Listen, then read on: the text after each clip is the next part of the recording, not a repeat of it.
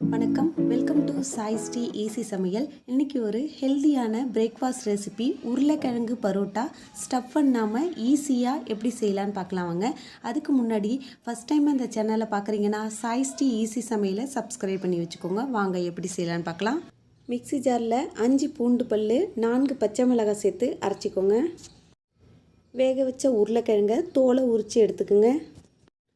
உரித்து வச்சுருக்க உருளைக்கிழங்கை இது போல் மசிச்சு வச்சுக்கோங்க. ஒரு பவுல் எடுத்துக்கங்க. அதில் 1 டீஸ்பூன் ஜீரகம் சேர்த்துக்குங்க, 1 டீஸ்பூன் மஞ்சத்தூள், 1 டீஸ்பூன் கரம் மசாலா சேர்த்துக்குங்க. அரைச்சி வச்சுருக்க பச்சை மிளகாய் பூண்டை இது கூட சேர்த்துக்கோங்க. 1 டீஸ்பூன் உப்பு சேர்த்துக்குங்க. 2 கப்பு கோதுமை மாவு சேர்த்துக்குங்க.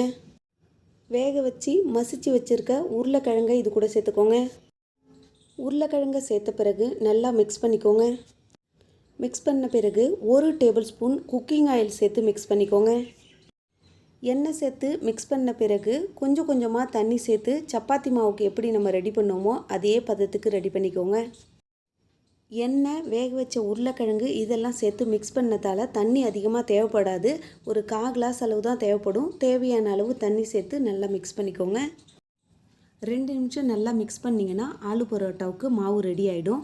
இதை மூடி போட்டு 5 நிமிஷம் வச்சுருங்க.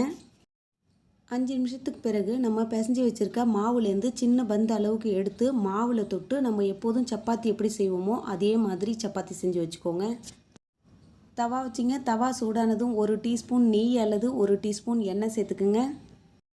செஞ்சு வச்சுருக்க பரோட்டாவை சேர்த்து பரோட்டாவுடைய மேல் பகுதியில் நெய் அல்லது எண்ணெய் சேர்த்து பரோட்டாவுடைய இருபுறமும் மிதமான சூட்டில் வேக வச்சு எடுத்திங்கன்னா சுவையான ஆலு பரோட்டா ரெடி ஆகிடும். இந்த உருளைக்கிழங்கு பரோட்டாவுக்கு சட்னி, ரைத்தா நீங்கள் எது கூட வேணாலும் சாப்பிட்லாம். உருளைக்கிழங்கை ஸ்டஃப் பண்ணி பரோட்டா செஞ்சு கஷ்டப்படாமல் இது போல் செஞ்சு பாருங்கள். ரொம்ப ஈஸியாகவும் இருக்கும், டேஸ்ட்டாக இருக்கும்.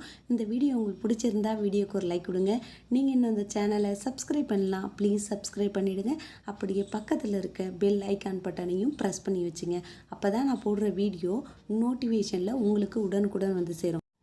ரசித்து சமைங்க, ருசித்து சாப்பிடுங்க. தேங்க்யூ ஃபார் வாட்சிங். நன்றி, வணக்கம்.